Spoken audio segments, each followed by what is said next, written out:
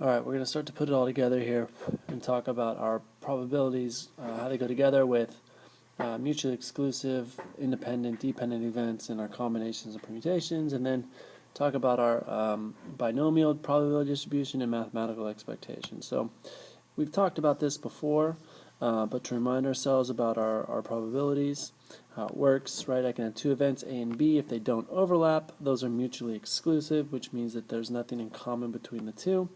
And the probability of both of those together with our AND operator is our intersection, and OR operator is our union, right? So A and B, that's the union, A or B, sorry. The intersection, right, there's nothing that they overlap, so they both can't happen. If they're not mutually exclusive, that means there's some overlap. Same idea, probability of A and B, and then our intersection, right, is where they cross, and our union is where they cross, all of it minus the overlap. We don't want to count that as part of our values. And so there's a union, there's our intersection, and those are terms that we use in the book to just kind of mean those things, our and our or, as we go through it. The whole thing can be our sample space, right? That's what things occur in, and then that's everything is divided by the sample space gives us our probability. The probability of not something happening, right, is just 1 minus the probability of A. And sometimes that's more useful to calculate something not happening than to calculate it actually happening and to use that fact to get to our other probabilities. All right, so that's visually what 1 minus probability of A would look like. So again, we have independent events and dependent events, and the dependent events just mean that A depends on what happens with B. And so for the AND operator, right, probability of A and then probability of B given that A has occurred. And then for this one, this is where they're independent, we just multiply the two probabilities. So let's say that we have, what's the probability of drawing a diamond followed by a heart from a standard deck of cards with replacement, and that's a key term there. If we have our values with replacement, then it's going to make it that they're not dependent, so they're independent, because we put it back in, we pick a card, we put it back in, it doesn't affect the ones down the road. So the probability of those two together is the probability of diamonds times the probability of hearts, which is 13 over 52, 13 over 52, which is a half, right? I'm sorry, a 16th. We have a 1 in 16 chance of both of those happening. So that would be picking a diamond and heart, right? Without replacement means it's dependent. So black and black and black, right? So 3 black cards would be, we could count it up, probability of black, then black given black, then black given black, and black. So that's 13 out of 52, 12 out of 51, and then 11 out of 50, right? And again, it's going down because we're taking a card out every time. We multiply those out, sorry, because we have double them, and then we get our value for our probability. Alright, something not happening, right? So probably if they're not being mutually exclusive, so our OR, right, would be our value here where we'd subtract out the intersection. So probability of drawing 2 kings or 2 tens, those are mutually exclusive. You can't have a king and a 10. So the way this works, right, we're going to assume that's not being replaced of king and king or 10 and 10, right? And we add those together, so 4 to 52 times 3 to 51, or 4 to 52 times 3 to 51. You add them together, and that would give you your final probability. And then the probability of drawing 2 face cards or 2 spades. These can overlap. A face card can be a spade. And so what we do is we're going to subtract that off. That's this subtraction here. So the way that works is we have probability of face and face or S and S, right? That's our values for those. So there's 12 face cards and then 11, or 13 spades, then 12. And we subtract off the probability of face and then a spade face card and a spade face card. And so there are 3 spade face cards, Jack, King, Queen, and then there would be 2 if we picked one of those, and that would be our final probability. All right, so these are the idea of complementary events where probably at event B, would mean that they make our whole sample space. So A or B make up the whole thing. So if we figure out A, 1 minus that is going to be B. So we can have rain or no rain, right? If it's not raining, then if it's raining, then not raining is the only other option. And so the probability of no rain is just 1 minus the probability of rain. And we can make this a little more complicated by looking at a 70% probability of rain on each of the next 3 days. What is the probability that will rain 3 days? What is the probability that will not rain on any of the 3 days? So if we do this, we take our two probabilities, all right, 3 days of rain, right? That's 0.7 to the third. Okay, that's pretty easy. This would be 0.3 to the third. That doesn't rain on those days. If we look at our sample space, I could have rain, rain, no rain. I could have rain, no rain, rain. I could have no rain, rain, rain. Okay. If we start listing out the rest of them, right? Those are the different ways it could look.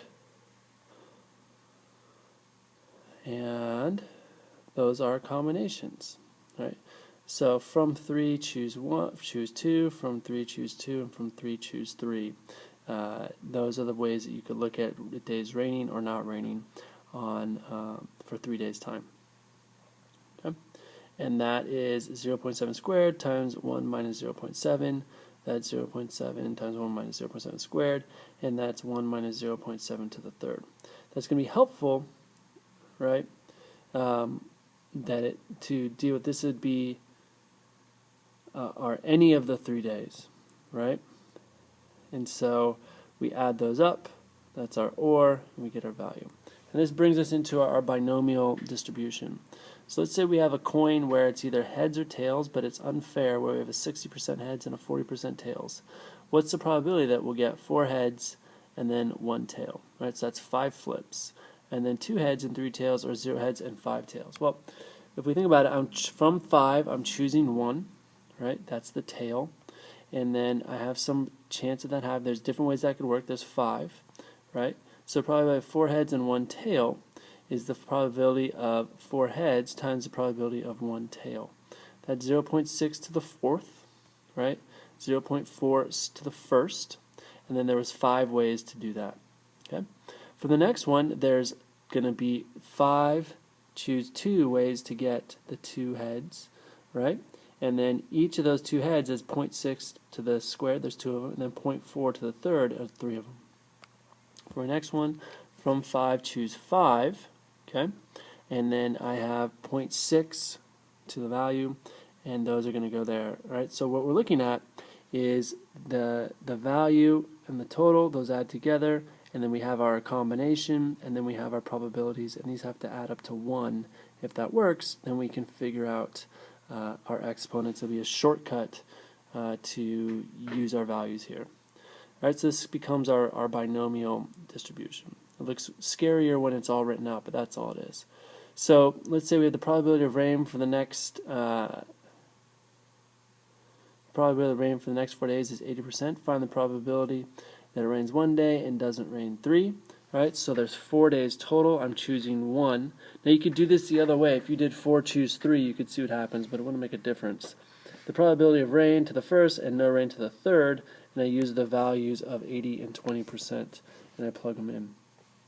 That's my number, right? 4, choose 3. If you look through it, it's going to be the same value, and so it doesn't really matter how you go about it. For this one, right, we have, again, 4, choose 2, and then 0.8 squared, 0.2 squared. That's going to give us our values, our probability within our binomial distribution. Right? Again, if you listed it out, you could get your probabilities that way as well, but it would be unnecessary work, as you can just use this combination to do it. But you could list it out if you wanted to, and you should get the same number that we had, right? In this case, 6. Those are the different ways it could look. So that's your 4, choose 2. Same property there, and since it's OR, right, you just add them up.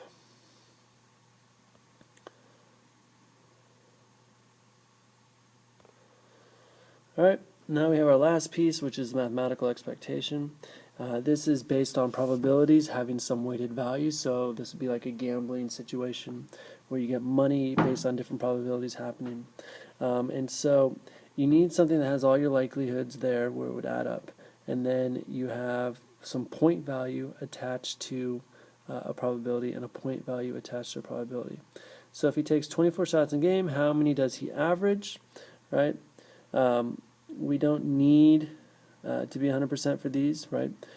That's not the way that shooting works. You could be a 25% shooter or a 0% shooter across the board. But in terms of the percentage of the total, those need to be 100. And so the way it works is we have this weird formula where basically we take our probability of the event times the value of that event happening and then add them all up. Okay? And so we have a probability and then a value, and we add all those things up. The way that would look here, probability 2 points, right, is the probability that you take 2 points and make 2 points, so 0.6 times 0.48. 3 points, right, is 0.24 times 0.38, and 1 point is 0.16 times 0.75. Okay, so you get those probabilities of those happening, and then your expected value is the value, the point value, times the probability, and so you can expect, right, that many points per shot. If you take 24 shots, you just multiply that through, and you'd expect 23.3 points for that person to score in that given game. All right, same ideas with payouts. You'd figure out your probabilities, you'd multiply it by the value, and you add them all up.